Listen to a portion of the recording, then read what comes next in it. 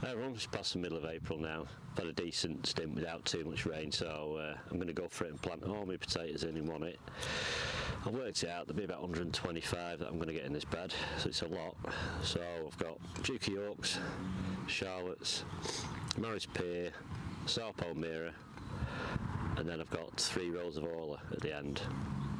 Because I've got a lot of Orla, so I thought I can squeeze another row in, so I'll put 3 rows at the end. I've just narrowed the row spacing's down by 2 inches really, so I'll get away with it, I think. You see me dig some of this bed up. All I've done, I've thrown some chicken manure pellets over it, some bloodfish and bone, just run over it quickly with a 3-prong cultivator just to take it into the top. So I'll probably add a little bit more bloodfish and bone or some chicken manure pellets when I come to actually earth up, because it's due for some rain next week, so I want to get them in. The Sao Palmyra are my own potatoes from last year. Some of the seed potatoes are not really great, to be honest, but we'll just see how it goes and hopefully get a bit of a crop. I always usually get something out of here, you know. I mean, some years it's better than others, but that's just the way it goes. So it's quite a bit of work. So I'm not going to obviously video planting all of them because that'd be really boring. You know, it's only a case of digging umpteen holes and dropping them in. That was the idea of digging it over, so I don't have to dig a trench, because that is labour intensive really. So fingers crossed, I'm hoping I can just trowel dig a hole, plop them in, and that'll do, and then earth them up in about 3 to 4 weeks. Spacing wise, I'm doing the first earlies, second earlies. They're going to be in rows about 22 inches apart and planted at 12 inches apart. The Sao Palmyra and the Orla are going to be planted in rows 28 inches apart, and they're going to be about 15 inches apart in the row. So the main croppers have got a little bit more space. I'm not bothering knocking any chits off. I'm just going to plonk them in as they are, because some of them have only got 1 chit on anyway, so especially the first early, so I'd rather the first earlies add, you know, 2 or 3 on really, at least. Main croppers maybe 2, you know, but I'm just going to plonk them in because it's quicker to do that way, and hopefully take about an hour, get them all in, and then I'm going to move on to my brassicas, because they're going in today, and I'm hoping to sow some peas direct, because the ones in the gutters, they're all right, they'll be going in, but I thought, well, they're about 3 or 4 weeks ago they were done, so put these other ones in as like a follow-on crop. It's warm enough now for them to germinate outside, and it's not soaking wet. It's damp, but it's not soaking wet. So I'll get on with all this lot, but I'll move the camera so you can see me doing a couple, and then it's just basically slightly different spacings, but the principle is all done the same. So I shall get on with that. Right, I'm going to start with the main crop, Orla. So same rule applies. These things here are called chits. You plant them so they're facing upwards. There's any underneath, I might just roll off anything underneath. So we start probably, I don't know, probably 10 inches in from the edge of the bed. Dig a hole. Right, I'd use a bulb planter, but it's still a bit soft. So you dig a hole probably 5-6 inches deep, and then get my seed potato, sit it in the hole. Before I fill that, we mark the next one. I know this trail's 13 inch, so I'm kind of guesswork. Next one, about there.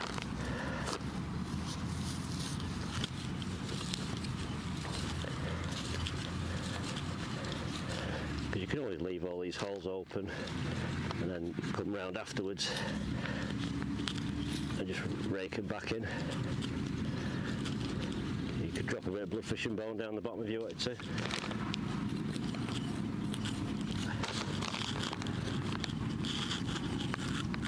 And then so once you've put them in the hole, you just sort of just fill them in. We trowel there, so I know what that one is. And it's simple as that. I'll repeat that now another 123 times, so that's going to be a bit boring, but it's only done once a year. So I'll get on with that. Right, so these Hearst green shaft peas direct. I've not got my microphone on because it's It'll take me a second or two to do these anyway, so I'm going to put nearly a full pack in this 10-foot sort of row. It's a couple of inch deep because the soil's quite fluffy. So I need to cover it with some mesh or something, try and avoid the mice or birds pecking them out, which they can do. Something usually gets at some of them anyway. So just a case of good old scattering.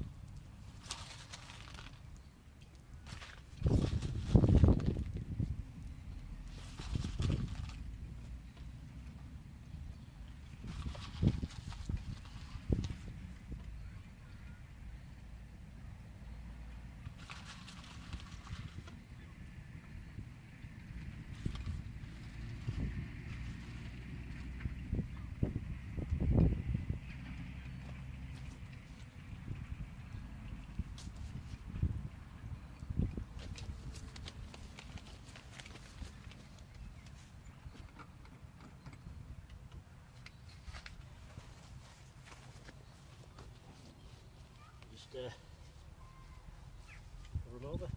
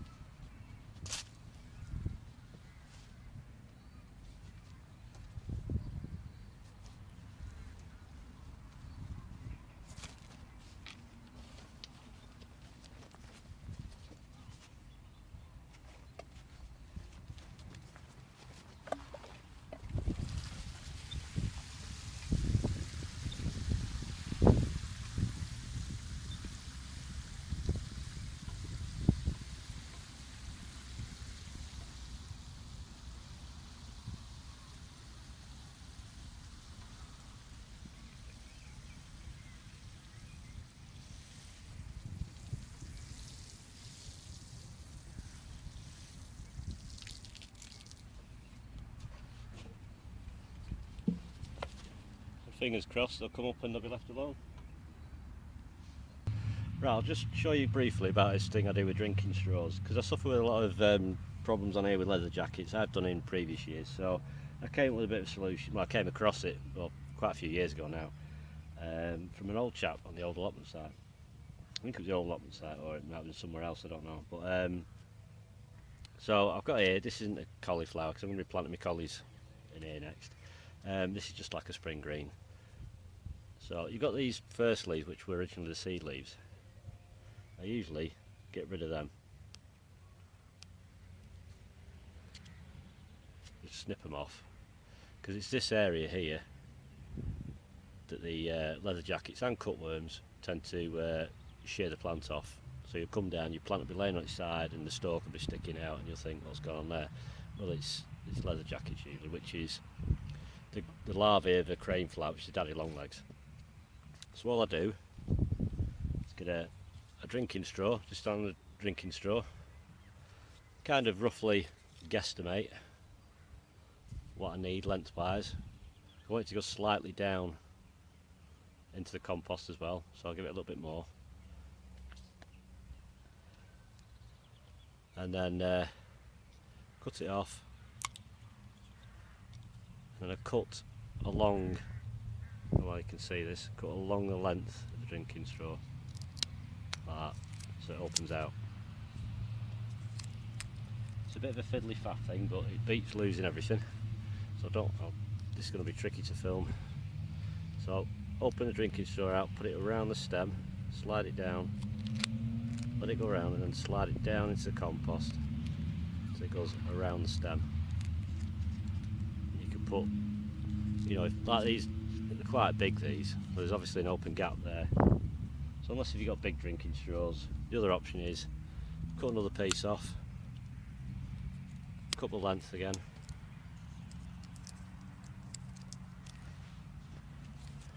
we had that gap, which is about there somewhere, overlap it over the top of it. That won't affect the you know, your brassica, because that's what I do these on, all the brassicas. As it grows, they'll stretch apart. By the time they've come off, it's durable enough to withstand them. It's quite woody, the stem then. So that's all I do with the drinking straws. I wish I could do it on my lettuce because they get hammered and all, but I can't seem to manage to get them on the lettuce because the sharp edges tend to windrock off.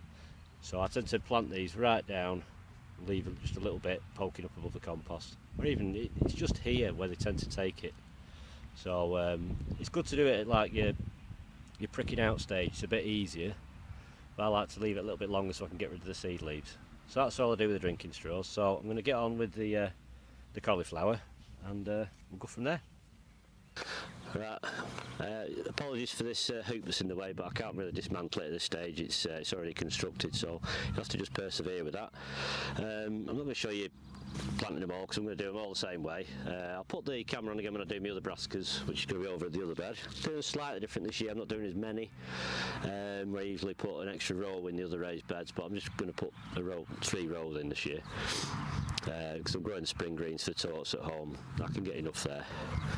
So I've kind of semi-marked these out with some pegs along the edge here.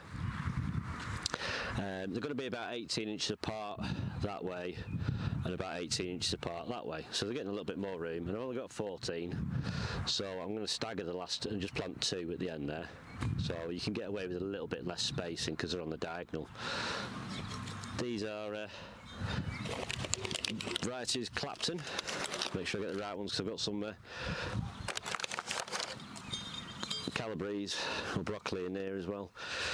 So it is better if you have a kneeling pad, but I don't, so I have to persevere with knackering my knees up. So I've just got a piece of wood here to give me a bit of an outline of what's going on. So it couldn't be much easier really. See, these, I mean, they help with the colour coding. All my cauliflowers are all purple straws, so because there's bits of straws in all my raised beds, but it doesn't seem to bother. I'll start here in corner. I've got cardboard under here, so bits of it will lift up, but it all rots down eventually. I'm hoping I don't come across any of the grubs. So let's go dig a hole, pop out the pot. I mean, there's decent root structure on that. Roll it badly, so I'm going to lower it in because I don't want to put it so deep that the plant stem is too buried.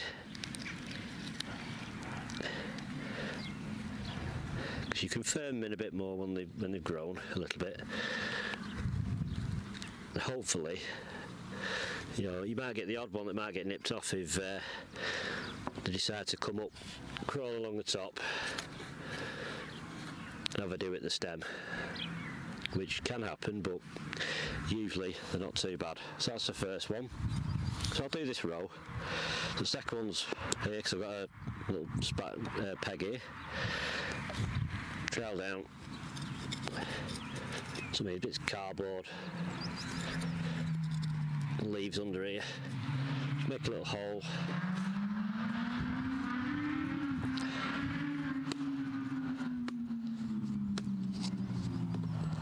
Pop it out again.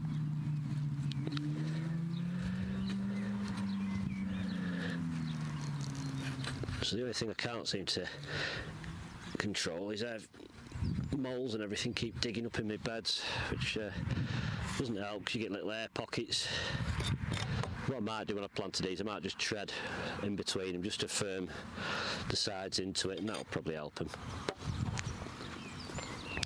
Next one here. I mean, there's a big hollow there, so there's obviously a bit of a hole down there. As long as nothing comes running out of it, I'll be alright.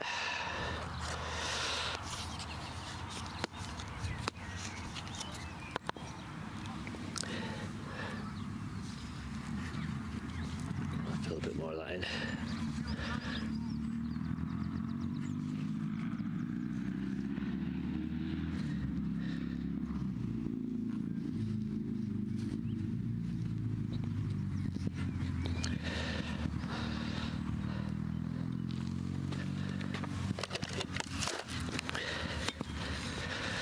The problem with this so I've got quite a busy main road behind me, so I tend to get a lot of the bikers going hell for leather down it. I suppose they're all out because it has been a nice day, to be honest.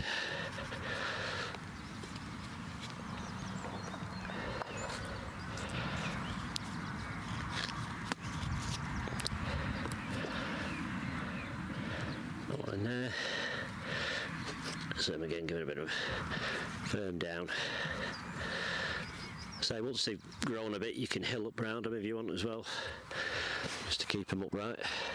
So I've got I don't know if it's in shot, I've got a spike over here which is going to be my staggered one. So as I'm down this end, I might as well put that in.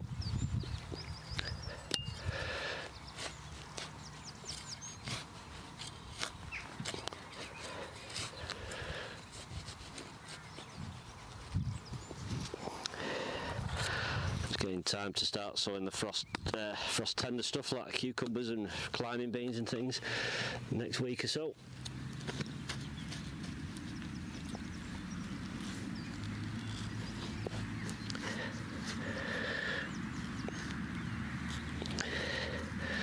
You see, the leather jackets, they tend to have a bash at the roots a bit as well, so they can be a bit slow to take. So I'm going to repeat that process now just for the rest of the bed, and then we'll move over to the broccoli and the cabbage.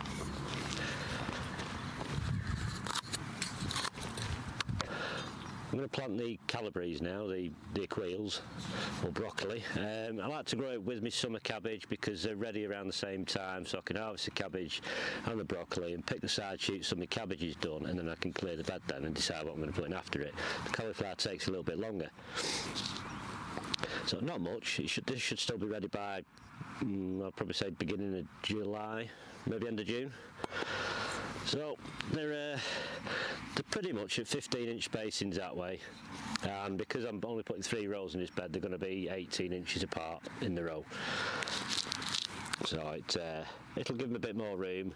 Instead of planting 2 long rows, I'm going to do 5 rows of 3 Calabrese, and then I'm going to do 3 rows of 3 of the summer cabbage. So I'm actually growing one more summer cabbage than I usually do. I only usually grow 8, but I thought, well, I've got enough, so why not? The same as the cauliflower. Drinking straw colour is white with a red stripe, so it's pretty good for not mixing stuff up, provided you didn't mix them when you put the straw on.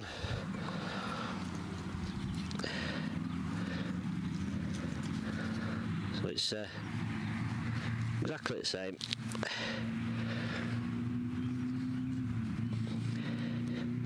You just keep repeating that process, really.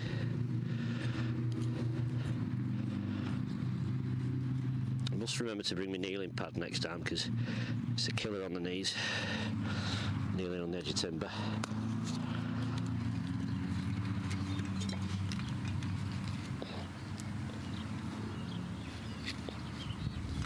Same again, these can be firm down, because the brassicas do like a good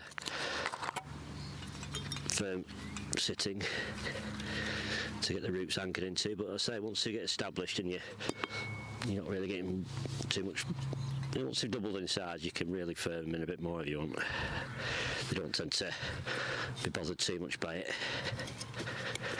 Same again, no signs of any of the grubs yet. I imagine they'll be down there somewhere.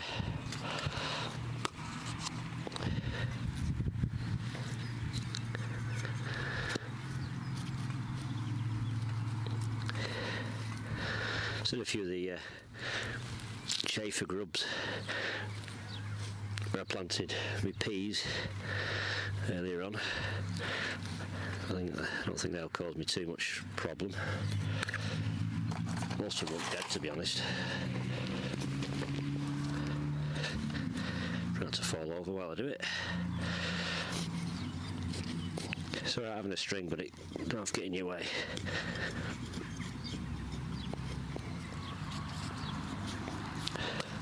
I've stacked all my longest bits of timber down the other end of the plot, and all the longer bits are at the bottom of the pile, so I don't fancy uprooting that lot.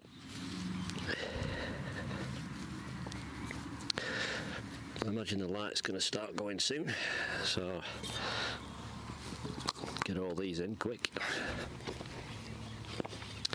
and then I'm done for now anyway.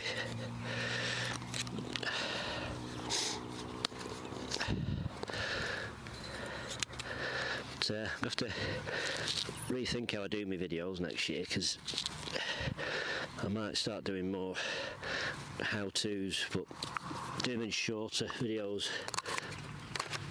you know, and try and follow the life of a particular plant. So that's me at Quail, so now I'm going to go get some of the cabbages. I might as well put them in while I'm in this row.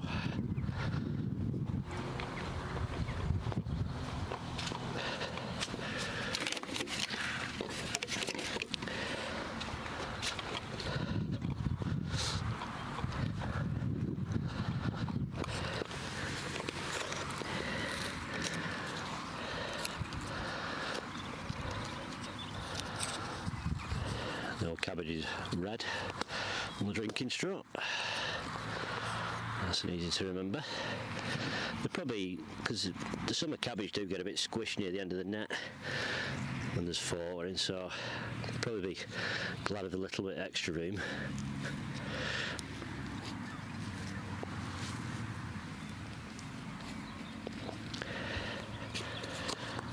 One there. Another 2 out. The variety of these is Golden Acre, or is it Primo 2 or something. I do like them, they're not massive. Summer cabbage, you know, great. Actually really good for coleslaws, to be honest.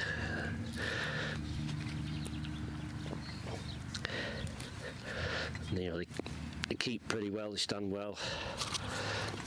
Sometimes I cheat. If I've got a late harvest on them, cut the main head off, but leave some of the lower foliage on, and cut across into the top of the stalk.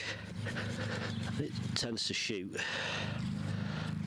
some more cabbages off, but they're not big cabbages, they're really small. They're like sort of tennis ball or baseball size Brussels sprouts, really. But nevertheless, if you've not got the time to start some more off, and you've got an established plant, you might as well keep it in. Right, so I'll do the rest of this bed, and I'll put the camera back on.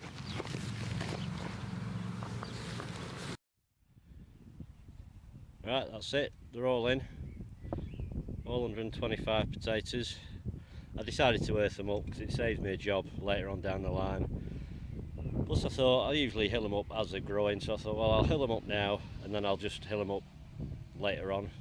Probably as sort of like May, end of May, something like that. Might need hilling up again. So the light's starting to go now.